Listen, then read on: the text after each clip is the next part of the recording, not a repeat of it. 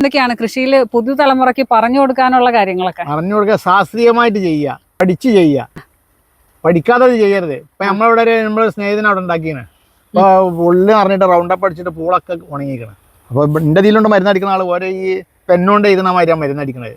ഇതിൻ്റെ കുറഞ്ഞ പ്രഷർ കൊടുത്തിട്ട് പെണ്ണോണ്ട് എഴുതുന്ന മാതിരി കളക്ക് മരുന്നടിക്കുന്നത് പൂളിൻ്റെ ഉള്ളിൽ. ഇപ്പം ഇതിൽ പൂളൊക്കെ മരുന്നടിക്കുകയാണെങ്കിൽ മേൽക്ക് പാറി കഴിഞ്ഞാൽ അധികം പ്രഷറിൽ കൊടുത്താൽ നന്നായിട്ട് പാറി കരിഞ്ഞു പോകും. ചെയ്യാത്തതുകൊണ്ടാണ്. അപ്പൊ അതൊക്കെ അറിഞ്ഞു വേണം ചെയ്യാൻ. കളനാശിനി അടിക്കുമ്പോൾ നമ്മൾക്ക് സാധാരണ കൈകൊണ്ട് അടിക്കുന്ന പമ്പാണോ അല്ലെങ്കിൽ ബാറ്ററി പമ്പാണോ നമ്മൾക്ക് ഒരു അനുഭവം? ബാറ്ററി പമ്പ് പെട്ടെന്ന് ടാങ്ക് കാലിയാവും. പിന്നെ അതിന്റെ സ്പീഡൊക്കെ അതൊക്കെ ഈ ചൈനന്റെ സാധനല്ലേ, അത് വേണ്ടമാതിരി വർക്ക് ചെയ്തോളന്നില്ല. അപ്പൊ അത് കൈകൊണ്ട് അടിക്കണ നല്ലത്. കളനാശിനി അടിക്കാൻ ഏറ്റവും നല്ലത് കൈകൊണ്ട് അടിക്കുന്നതാണ്. അത് വിളകളെ അടിയിലൊക്കെ അടിക്കാൻ നല്ല കൈകൊണ്ട് അടിക്കണതാ. ജാസ്തി പുല്ലുണ്ടെങ്കിൽ അതിലൊക്കെ ഒരു കണ്ടോ ഒന്നായിട്ട് ഒരു ഏക്കർ ഉണ്ടെങ്കിൽ റോക്കറാ നല്ലത്. ഒരാൾ കാറ്റടിച്ചു കൊടുത്താലും ലാഭമാണ്. ഇപ്പൊ ഒരു കുറ്റിക്ക് ഞങ്ങൾ 150, 200 എടുക്കണത്. ആദ്യമൊക്കെ 80, 100 എടുത്തിരുന്നത്. ഇപ്പൊ അതൊന്നും പുല്ല് പോണില്ല. അപ്പൊ അളവ് കൂടി. അപ്പൊ നമ്മൾ 50 ലിറ്ററിന് 500 എടുക്കണ 400 എടുത്താൽ മതി റോക്കറിന്. അപ്പൊ നമ്മൾ ഈ പറഞ്ഞ പോലെ കർഷകർ ഇതെല്ലാ പമ്പുകളും നമ്മൾക്ക് വേണം, അല്ലെങ്കിൽ വാടകയ്ക്ക് എടുത്തെങ്കിൽ നമ്മൾ ഉപയോഗിക്കാം.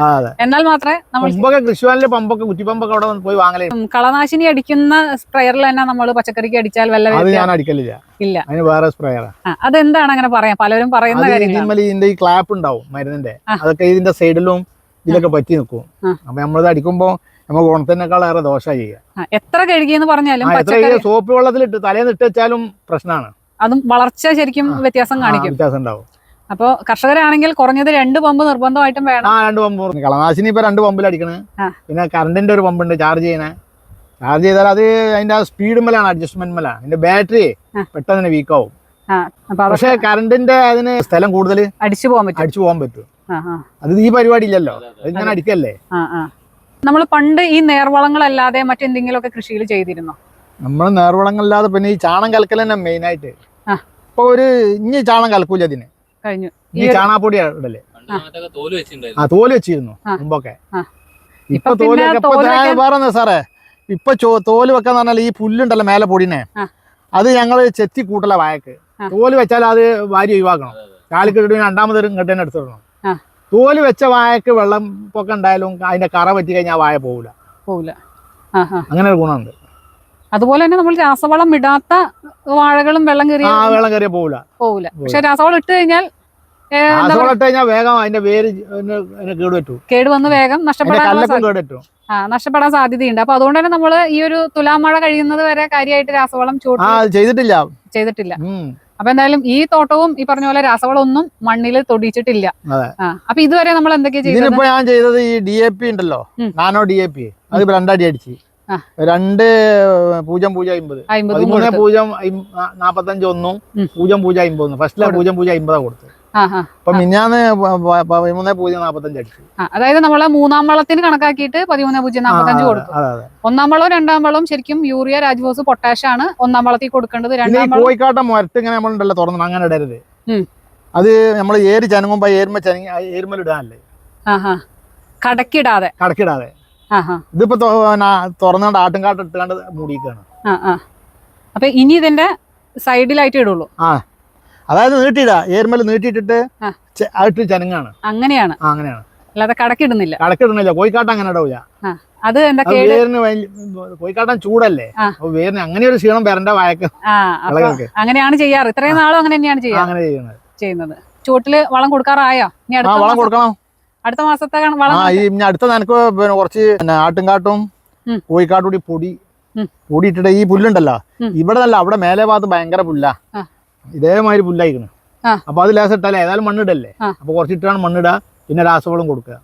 ഞാൻ അയറിപ്പോ ഒരു പ്രാവശ്യം ഞാൻ കഴിഞ്ഞെല്ലാം ഉപയോഗിച്ചു, ഇപ്രാവശ്യം ഉപയോഗിച്ചാണ്. ഇപ്പൊ ഈ ഇലക്കൊക്കെ ഒരു ചുരുളലുണ്ടല്ലോ, കഴിഞ്ഞ പ്രാവശ്യം ഉപയോഗിച്ചത് അതൊക്കെ വളരെ കുറവായിരുന്നു. ആ ചുരുളലൊക്കെ കുറെ കുറവുണ്ട്. ഈ അയറിട്ട വാഴയ്ക്ക് എങ്ങനെ ഉണ്ടായി? കഴിഞ്ഞ അയറിട്ട വാഴ നല്ല വെയിറ്റാ. അയറിട്ട വാഴയ്ക്ക് നല്ല തൂക്കം കിട്ടുന്നുണ്ട്. അപ്പൊ കഴിഞ്ഞ പ്രാവശ്യം എത്ര വാഴയ്ക്ക് ഇട്ട് നമ്മള്? കഴിഞ്ഞ പ്രാവശ്യം ഒരു 500 വാഴക്ക് ഇട്ട്. 500 വാഴക്ക് ഇട്ട്. 600 വാഴക്ക്. സ്വർണ്ണമുഖിക്കാട്ട്. സ്വർണ്ണമുഖി ഒരു മിനിമം 20 കിലോ, മിനിമം 28-30 കിലോ വരെയുള്ള കൊലകളുണ്ടായിരുന്നു. 32 കിലോ ഉള്ള കൊലക്കുണ്ട്. കഴിഞ്ഞ കാറ്റിന് കുറെ നശിച്ചുപോയി. അപ്പൊ ആ കാറ്റിന് വീണ വാഴക്കളെ ഞാൻ അടുത്താണ് 2 കൊല എടുത്ത് 68 കിലോ ഉണ്ട്. ഓ വീണത് തന്നെ, അതായത് മൂപ്പ് എത്താത്തത് പോലും. മൊത്തം 2500 വാഴയുണ്ട്. കഴിഞ്ഞ പ്രാവശ്യം ഏകദേശം 600 വാഴയ്ക്ക് ഇട്ടുള്ളൂ നമ്മളെ. ഇട്ട വാഴകൾക്കൊക്കെ നല്ല തൂക്കം കിട്ടുന്നുണ്ട്. അപ്പൊ എന്തായാലും ഈ പ്രാവശ്യം അപ്പൊ എങ്ങനെയാ വാങ്ങിയോ? ഈ പ്രാവശ്യം 50 കിലോ വാങ്ങി, ഇനിയിപ്പോ 50 കിലോനോട് വാങ്ങണം. ഇതിന് അയർ ഇട്ടിട്ടില്ല. ഇനി അടുത്ത നനക്കിടണം. അപ്പൊ ആ ഇടുന്നോടുകൂടി ശരിക്കും ഈ വാഴയ്ക്ക് മേഡം പറഞ്ഞ മാതിരി 2 മാസം 4 മാസം അത് കറക്റ്റ് ആണ്. അങ്ങനെ ചെയ്യണം. അപ്പോഴാണ് അതിന്റെ കറക്റ്റ് റിസൾട്ട് കിട്ടുള്ളൂ. ഒരു 50 വർഷത്തെ ഒരു എക്സ്പീരിയൻസ് ഉള്ള കർഷകൻ വരെ നമ്മൾ മാറി ചിന്തിച്ചു തുടങ്ങി. കാലത്തിനനുസരിച്ച മാറ്റങ്ങൾ ഇലയിലും അതുപോലെ അയർ ഇതിന്റെയൊക്കെ പ്രാധാന്യം മനസ്സിലാക്കി. അപ്പൊ ഇനി കുറച്ചു പേർ ഇനിയും ഇതിൽ നിന്നൊക്കെ അപ്പൊ അവരൊന്ന് മാറി ചിന്തിക്കണം. എന്നാൽ മാത്രമേ കൃഷി ലാഭത്തിലേക്ക് എത്തുള്ളൂ. അല്ലാതെ ഒന്നും കൃഷി ലാഭത്തിലെത്തൂല. അപ്പൊ എന്തായാലും ഇത്രയും നാൾ ഒരിക്കലും ചതിക്കൂല.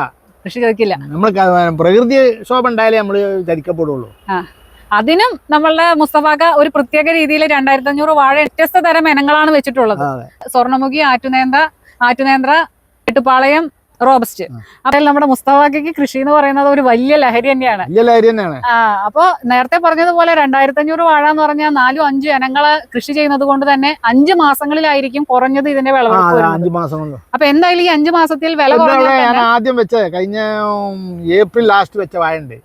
ഈ ആറ്റുനേന്ത്ര കൊല വെട്ടിയ ഉടനെ പിരിച്ചു വെച്ചത്. അതിപ്പോ അടുത്ത മാസം കൊലക്കും. അത് ആദ്യം സ്റ്റാർട്ട് ചെയ്യും. അപ്പൊ ഇനി ഇത്രയും മാസങ്ങളിൽ വരുമ്പോ കുറഞ്ഞതിന് വില കുറഞ്ഞാൽ തന്നെ 1 മാസെങ്ങാനും വില കുറഞ്ഞാൽ പെടുള്ളൂ. അപ്പൊ എന്നാലും നമ്മുടെ മുസ്തഫാക്ക തോൽക്കൂല. പാടില്ലല്ലോ. പണിക്കാരും തോറ്റില്ലേ? എത്ര വീട്ടുകാരാണ് നമ്മൾ ആശ്രയിച്ച് ജീവിക്കുന്നത്. ദൈവത്തിനെ പോലാണ് അവരൊക്കെ കാണുന്നത്. അപ്പൊ എന്തായാലും ഇതേപോലെ നമ്മൾക്ക് എന്തായാലും നമ്മളുടെ ഈ യുവതലമുറയ്ക്കൊക്കെ വളരെ പ്രചോദനമായിട്ടുള്ള ആൾ തന്നെയാണ് നമ്മുടെ മുസ്തഫാക്ക. ഞാൻ 21 വയസ്സ് കല്യാണം കഴിച്ച, വൈഫിന് അന്ന് 15 വയസ്സുള്ളൂ. അപ്പോ ഈ നമ്മളെ പണിക്കാർക്കൊക്കെ 2 നേരം വീട്ടിൽ നിന്നാണ് ചെലവ്. അന്ന് തുടങ്ങി ഇന്ന് വരെ. ഇപ്പൊ ഒരു വർഷമായിട്ട് ഉച്ചക്കത്തെ ചോറ് അവിടെ വീട്ടിൽ കൊണ്ടു തരും. കഞ്ഞിയും മീൻ പൊരിച്ചതും പരിന്ന് കൊടുക്കും. അപ്പൊ വീട്ടില് അന്ന് മുതലേ നല്ല പണിയാണ്. രാവിലത്തെ ഭക്ഷണം നിൽക്കാൻ കൂട്ടക്കൂല. വിദ്യാഭ്യാസമുള്ള ആൾക്കാരാ. അപ്പൊ ഇന്നത്തെ കാലത്ത് ഇത്രയും ആളെ കിട്ടൂല. അതൊക്കെ നമ്മളെ ഒരു പ്ലസ് പോയിന്റാ. അപ്പൊ ഹോട്ടലിൽ നിന്ന് ഭക്ഷണം എന്ന് പറഞ്ഞാൽ തന്നെ വരാനൊരു മടിയാ. നിർത്തിക്കൊണ്ട് വരികയാണ്. ഏകദേശം ഒരു ദിവസം എത്ര പണിക്കാരുണ്ടാവും സ്ഥിരമായിട്ട്? ആവറേജ് ഒരു 5-6 ആള് ഭക്ഷണം. ഈ പണി തുടങ്ങുന്ന സീസണിൽ 15 20 ആള്. മുമ്പൊക്കെ ഞാൻ 20 ഏക്കർ പൂളി 5000 വാഴ ഉണ്ടാക്കിയിരുന്നു. 5000-6000 വാഴ വരെ ഉണ്ടാക്കിയിരുന്നു. അന്നൊക്കെ 10 ആള് ഡെയിലി കണ്ടിന്യൂസ് ആയിട്ട് ഉണ്ടാവും. അപ്പൊ അവർക്ക് 2 നേരം ഭക്ഷണം കൊടുക്കാന്ന് പറഞ്ഞാൽ തന്നെ അതൊക്കെ ഭയങ്കര ദൈവാധീനല്ലേ. അല്ല, നമ്മൾ ആശ്രയിച്ച് അത്രയും ആൾക്കാരെ കുടുംബവും കൂടി കഴിഞ്ഞു പോകണം. തമിഴ്നാട്ടിൽ നിന്ന് ഇവരെ അമ്മമാരും അച്ഛന്മാരും ഇവരെ അമ്മയും ഭാര്യയൊക്കെ ഫോൺ ചെയ്യും, പണി കൊടുക്കട്ടോ, കഷ്ടാണ്. നമുക്കൊരു സംതൃപ്തിയാണ് നമ്മൾ പണി കൊടുക്കുമ്പോ. അപ്പൊ ഓരോ വർഷവും ഇതുപോലെ കൃഷി കൂടി വരിക എന്ന് പറയുന്നത് ഏതൊരു കർഷകനും വീട്ടിൽ നിന്നുള്ള ഒരു സപ്പോർട്ട് കൂടി ഉണ്ടെങ്കിൽ മാത്രമാണ് നടക്കുള്ളൂ. അതും അതിരാവിലെ പോരണം. പിന്നെ ഇവിടുത്തെ പണിയും കഴിഞ്ഞ് നമ്മൾ ചെല്ലുന്ന നേരം മനസ്സിന് അപ്പൊ എന്തായാലും പോസിറ്റീവ് എനർജി കിട്ടും നമുക്ക്, പ്രോത്സാഹനമായിട്ട്. അപ്പൊ വീട്ടിലെ ഒരു സപ്പോർട്ട് തന്നെയാണ് ഏതൊരു കർഷകന്റെയും വിജയം എന്ന് തന്നെയാണ് നമ്മളോട്. നമ്മൾ സ്വന്തം കുക്ക് ചെയ്താലും നമ്മള് ഹോട്ടലിൽ നിന്ന് വാങ്ങിയാലും വീട്ടിൽ നിന്നുള്ള ഭക്ഷണമാണ് പണിക്കാർക്കൊക്കെ ഇഷ്ടം. എന്തായാലും ഇനിയും ഒത്തിരി ആ കൂട്ടത്തിൽ പറയട്ടെ, മാഡത്തിന് ഞാൻ അഭിനന്ദിക്കുകയാണ്. ഇന്നൊരു സൺഡേ ആണ്, ഇന്നൊരു ലീവുള്ള ദിവസാ. എല്ലാവരും മാഡം ഇവിടെ വന്നാലാണ് ഈ HDP ഇവിടെ അഭിവൃദ്ധിപ്പെട്ടത്, VFPC-ക്ക്. അത് ഞാൻ എന്റെ എല്ലാവിധ അഭിനന്ദനങ്ങളും ഞാൻ അറിയിക്കുകയാണ്. അല്ല, അത് നമ്മൾ ഇപ്പൊ നമ്മളോട് കൃഷിനോടൊരു അഭിരുചി ഉണ്ടായതുകൊണ്ടാണ് ഇത്രയും ഇപ്പൊ ഈ പാടത്തേക്കൊക്കെ ഇറങ്ങി വന്നത്. കൃഷിക്കാരന്റെ മകളാണ്. അപ്പൊ നമ്മളുടെ അജയകുമാറേട്ടൻ തന്നെ പറഞ്ഞു, വർക്ക്ഷോപ്പ് ഉള്ള ആളാണ്, ഞായറാഴ്ചകളാണ് ഞാൻ ഈ പാടത്ത് ഫുൾ ടൈം ഉള്ളത് എന്ന് പറഞ്ഞു. അപ്പൊ എന്നെ സംബന്ധിച്ചിടത്തോളം നിങ്ങളോടൊപ്പമുള്ള ഈ സമയവും അതുപോലെ വീഡിയോ എടുത്ത് നിങ്ങളിലുള്ള അറിവ് മറ്റ് പൊതുജനങ്ങളിലേക്ക് എത്തിക്കുന്നതാണ് എന്നെ സംബന്ധിച്ചിടത്തോളം എനിക്കുള്ള ഏറ്റവും വലിയ ഒരു ലഹരി എന്ന് പറയുന്നത്. അപ്പൊ നിങ്ങളോടൊപ്പം നടക്കാൻ പറ്റുന്ന ഓരോ സമയവും എനിക്ക് വലിയൊരു സന്തോഷമുള്ള കാര്യമാണ്. അപ്പൊ മുസ്തഫാക്കയുടെ അടുത്തുള്ള അറിവുകൾ ഇനിയും ഞങ്ങൾക്ക് കുറെ ആവശ്യമാണ്, ഞങ്ങൾ ഇനിയും എത്തും. അപ്പൊ എന്തായാലും ഇത്ര നേരം ഈ കാര്യങ്ങളൊക്കെ ഞങ്ങളുമായി പങ്കുവെച്ച മുസ്തഫാക്കനോട് പ്രത്യേകം നന്ദി പറയുന്നു.